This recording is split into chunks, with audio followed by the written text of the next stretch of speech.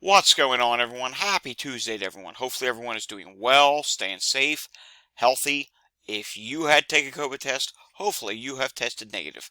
If you did test positive, I hope you have a full and speedy recovery with no long COVID issues. It is time now for the Tuesday edition of the Pandemic Update for Tuesday, August 20th, 2024. If you're new to my channel, welcome to my channel. This is where I do the daily COVID pandemic update on all things COVID and all those other viruses that could be a health threat to you, could make you sick, could make you miss work, could make you miss out on activities, or even lead to long-term complications. We do know COVID can go on to become long COVID, and people are still dying of COVID. In fact, there were over 1,100 deaths just in the United States alone in the past week for coronavirus. Yes, it is still a major issue, and we're in a major summer wave. That's one of the reasons why deaths are up right now. We're on the backside of the wave. Cases are going to start dropping within the next week or two, but right now, things are still very risky. Prevalence of COVID is high everywhere, and within a matter of weeks, maybe a month to a month and a half from now, we'll be talking about rising cases of flu and RSV as well. You need to be informed with what's going on with all these viruses. That's what I do here on my channel each and every day. So if you're new, hit that thumbs up button to like the video, subscribe down below, hit that notification bell to be notified when I do the video, help keep other people informed as well. You know how you can do that? Share my videos. And of course, remember to leave your comments down below. Alright, we do have some news stories to take a look at today, and then we're going to take a look at some data. We do have some weekly data in today from Pennsylvania. We do finally have some Walgreens data, and some other things that we're going to take a look at as well, such as wastewater data, New Jersey, New York, and yes, Virginia as well. So let's say we get started with this, starting off with something that takes us back to 2020, and that is back in 2020. Ohio Governor Mike DeWine had COVID. He tested positive for COVID before visiting, at the time, President Trump, now former President Trump. He had to take a COVID test, and turns out it came out positive. This was back in 2020. Then, in April of 2022, he tested positive for COVID a second time. Then, in 2023, on September 19th, he tested positive for COVID a third time. That was a Tuesday, and it did sound like he was having a rough go of it at that point. Now today, on Tuesday, August 20th, 2024, at around 7:30 a.m., he took a COVID test because he was not feeling well. Well, guess what? COVID number 4 for him. This is his 4th time testing positive for COVID. He is 77 years old. Want to view this? I do have a website. It's datareport.info. As you can see here, we do have this archive. Type it into the search bar. Type in Ohio Governor. It'll come right up. And you can go down here. You can also see it on the right as well. Although there's going to be more recent topics as I add more things throughout the day. Again, that is datareport.info. And once again, the Ohio Governor has COVID for the 4th time. I know. What is he trying to do? Play catch up to Whoopi Goldberg? No, but it's Whoopi Goldberg's had it many times as well. All right, moving on to this. This is very important news. Something I see a lot of people asking about, and something I may potentially have an answer for. And this is coming from Medicine Net. And Medicine Net says FDA could okay fall COVID shots as early as this week. And what we do know is these new shots that would be coming for COVID would target the KP.2 strain. Now, I know that's one of the old strains, but it's not a whole lot different from this current KP.3.1.1, which is more immune evasive, but anything is better than reverting back to JN.1 or whatever strain was being targeted last year. So this is a significant upgrade, and if you're looking to get a booster, a good time to update that is after this new booster gets approved. I know some people are going to be waiting for Novavax. Personally, I'll be waiting for Novavax. But hey, it's something, and we do need to get boosters out there before the fall wave comes, which will fall into winter wave, around the holidays, the colder months. Yes, that does tend to be when we see the hospitalizations be the highest, so it's good to protect yourself. If you haven't gotten a booster in a while, go out and then get a booster when this gets approved. Of course, we'll have the news of when that actually happens. All right, I wanted to share this with you. This is from Dr. Sally Witcher on X, and I thought this was rather interesting. I guess this has to do with the study. It says 40% of nurses reported that they have had COVID-19 themselves this summer. Of those, 21% said they had attended work while infected with the virus, and that's why healthcare settings have become no-go zones for clinically vulnerable people. Yeah, that's why I often say if someone's asking me, I don't know, should I go to the ER? Should I do this? I say, risk assessment is key. Are you high risk? Is what you're dealing with so significant you need to receive health care? You need to receive emergency medical health care because, I mean, let's face it, hospitals, urgent care settings, they are high risk areas for COVID. There's often chances that you have a high risk of getting infected there. It's definitely prevalent in hospitals. We know there's a surge right now. We don't even know what the real true number is of people that are in the hospital for COVID in the United States. And of course, not all hospitals test. So someone could show up with COVID and they don't test for it.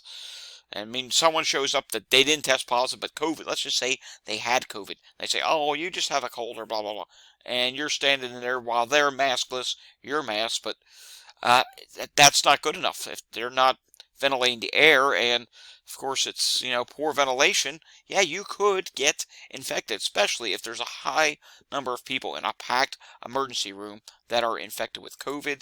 And here's some of the story right here. It says, in a snap of almost 550 nursing professionals, 85% said they had noticed a rise in their workplaces over the last few months. And I think the majority of this is referring to the UK.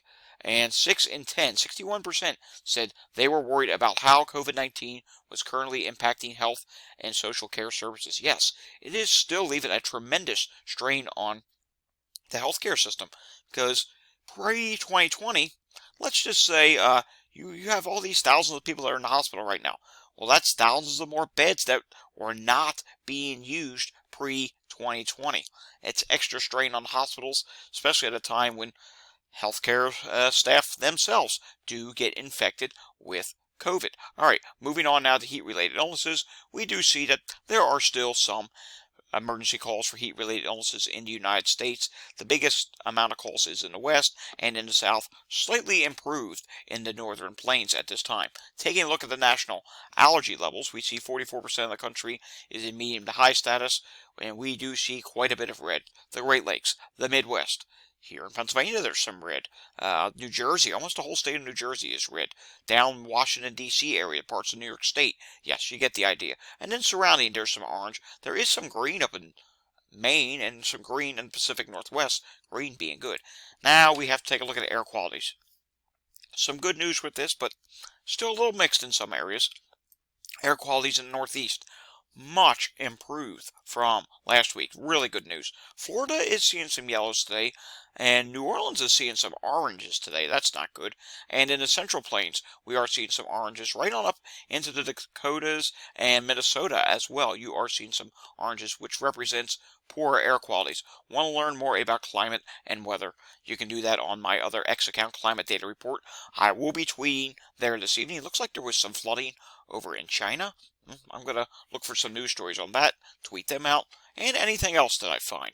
Taking a look at Philadelphia yesterday, 838 EMS calls, but I suspect, see, it's cooler here today. We're having nicer weather. It's 72 degrees right now. The humidity's not up. But I think the calls may go up again. We'll have to see. I'm going to show you a live look at what's going on just outside of Philadelphia right now, and you're going to see there's a lot of calls. 14 calls right now in Montgomery County. That was up to 18 calls just before I started this video. Pottstown, Pennsylvania is seeing cardiac arrest, seeing cardiac emergency, respiratory difficulty. Mind you, with these respiratory calls, the air quality is much better now. Taking a look at what's going on in Chester County. Wow, yes, Chester County remains very busy this afternoon. We're seeing not one, not two, but 3 sick person calls and just a whole slew of other calls. I mean, yeah, it's really busy, so hard to gauge what's going on in the city. I haven't had dispatch on in the city for today. Maybe I'll listen to it later and kind of get an idea of what's going on in the city of Philadelphia, but surrounding the city, at least in these two counties, it's very busy today. Speaking of Pennsylvania, let's take a look at wastewater. Some good news here, not perfect news, but we'll call it better news. Yes, there is still a rise going on up in northern Pennsylvania, up near Bradford, Pennsylvania, in McKean County. That's still noting a rise, but all those other wastewater sites that were rising, take a look here. They are no longer rising at this point. They're saying no change, which means they haven't dropped either. So it's flat from last week, but you get the idea here. We're not seeing any increases in the majority of the state or large increases. The only place seeing that increase is up in Bradford County, and in fact, there are a few places seeing a decrease.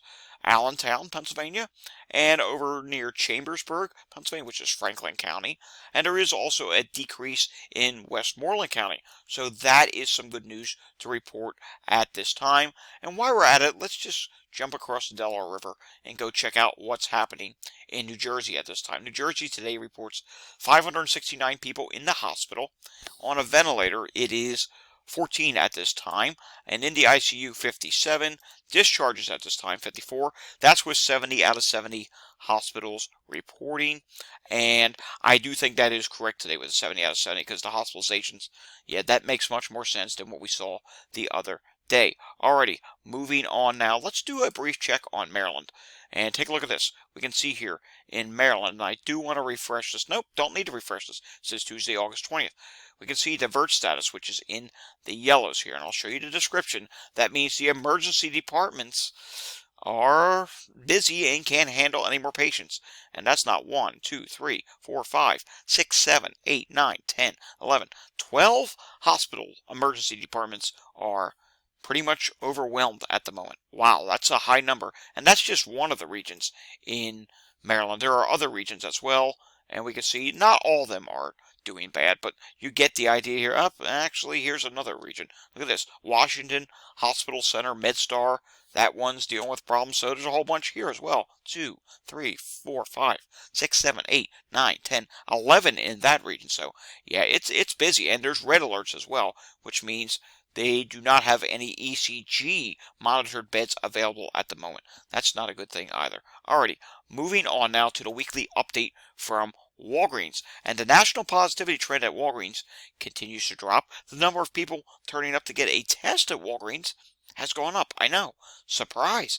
In the summer? Yes, this is really happening, folks. So the positivity rate is 37% nationally. The prior week was 38.3%. That's a difference of down 1.3%. Total tests this week, 13,913. The prior week is 11,620. So that is a significant increase in testing. And we're probably also seeing the positivity rate drop because some states actually are starting to drop. And you see a bunch of colors on the map. You see some oranges, you see some whites, you see some greens, you see some reds. Well, I'll start off with the good news. The good news is greens mean a state's positivity rate is decreasing. Red, we don't like red. That means it's going up.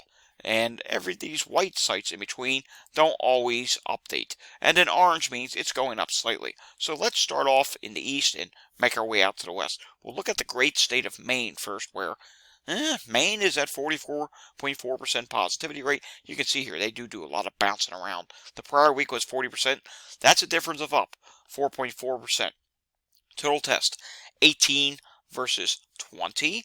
So, I mean, the test is down slightly. That could be why the positivity rate went up. And taking a look at New Hampshire, where the total number of tests is exactly the same as last week, 18 versus 18. Positivity rate increased 44.4%, which is a really high number. Prior week was 33.3%. That's up by 11.1%. In the state of Vermont, they hardly do any testing.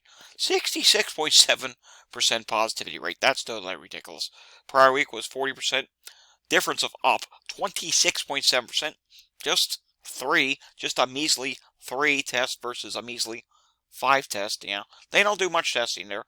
Connecticut, we're seeing green. What's going on there? Connecticut, 39.1% this week versus 43.9% last week. Difference of down 4.8%. Total test, 64 versus 57. Now here's a bad one. We just did New Jersey a little bit ago for their dashboard, and New Jersey's positivity rate continues to rise with a big increase in testing, 34.5% versus 30.7%, difference of up 3.8%. 417 tests versus 290. My state, Pennsylvania. Good news here. 34.1% positivity rate versus 40.6%. That's down by 6.5%. Total tests, 129 versus 101. Coming down to the South, we do see more good news. The South has peaked, my friends. The South is dropping for this wave now.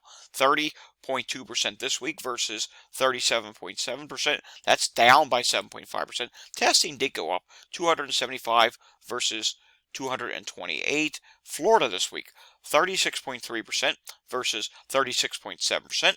Difference of down 0.4%. Testing is up, 1,368 versus 1,019 tests. Texas, which sees a lot of testing, 37.2% this week.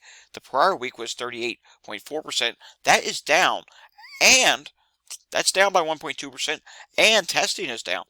2,811 versus 2,960. That signals a legitimate drop and that cases have peaked and are dropping now. Ohio, 45.6% this week. Ruh-roh. And the prior week was 40.2%. That's a difference of up 5.4% with testing up. 270 tests versus 214. Your cases are still rising, and, well, there's another example of that. Your own governor, Mike DeWine, did test positive for COVID. What's going on in Nebraska? Nebraska's the positivity rate is 41.9%. The prior week was 38.3%. Difference of up, wow, 13.6%. They actually did 43 tests versus 53 last week. You would think there'd be less testing, or you would think you'd see more people getting tested in Vermont than Nebraska, but is what it is. Wyoming, 50% positivity rate versus 16.7%. That's a difference of up 33.3%. Only just a measly 10 tests versus 6. California reports 42.9% positivity rate. After bouncing around for 7 weeks, it's back up again. And that's versus 38.2%, difference of up 4.8%. Testing's up as well, 645 versus 537. If I have any subscribers from California, or if anyone watching this from California, let me know. Did school start up in California yet? Leave a comment down below. I'm just wondering, is that why you've gone up even higher once again? Really strange. I thought you would have peaked by now. Oregon, 50% positivity rate versus 47.8%. Difference of up 2.2%. Total tests, 34 versus 23. And I do want to end on a positive note. And the positive note is New Mexico, 39.2% versus 49.3%. That's down by 10.1%. Total tests, 74 versus 67. We'll take a look at a few more of these states again tomorrow. Let's quickly take a look at a few wastewater sites. Newark, New Jersey for COVID. Look at this. It continues to shoot upward. You have to wonder if there was a lot of testing done there at Walgreens. And let's go out to the west and let's see what's going on in California. We took a look at California for Walgreens. Now let's see what's going on in San Diego for wastewater. And in San Diego, we do see just a slow rise. I mean, not rising very quickly, just a slow rise for COVID at this time. New York State today reports 1,195 cases. Good to not see that rising. And something else that's not rising is hospitalizations, which is 1,228. And in the ICU was 130.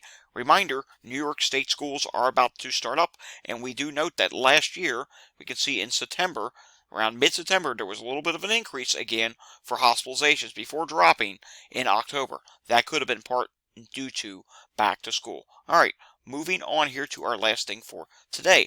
In Virginia, I do have some good news. I do need to refresh this. The good news is that it does look like the percentage of people going to the emergency department positive with COVID has dropped slightly this week to 3.07%, and COVID-like illness has dropped to 7.1%. But let's take a look at the total counts. And it looked like the total counts, we want to do it by, not by percentages, but we want to do the actual numbers here. And we can see for COVID, diagnosed with COVID, 4,827 showed up positive for COVID. And COVID-like illness, wow, it's up to 9,979. That's almost 10,000. That's a really high number. We will hopefully have some case numbers in the coming days. Alrighty, folks, that does it for the Tuesday edition of the Pandemic Update. We'll have another Pandemic Update again tomorrow. If you like this video, give it a thumbs up. Subscribe to my channel down below if you're new. Hit that notification bell. Share this video with anyone you know. And of course, leave your comments down below. Want to support the channel and the work I do here? There's ways to do that down below as well. I will see you all again next time. Until I see you again next time, stay safe, everyone, and have a fantastic Tuesday afternoon. Thanks for watching.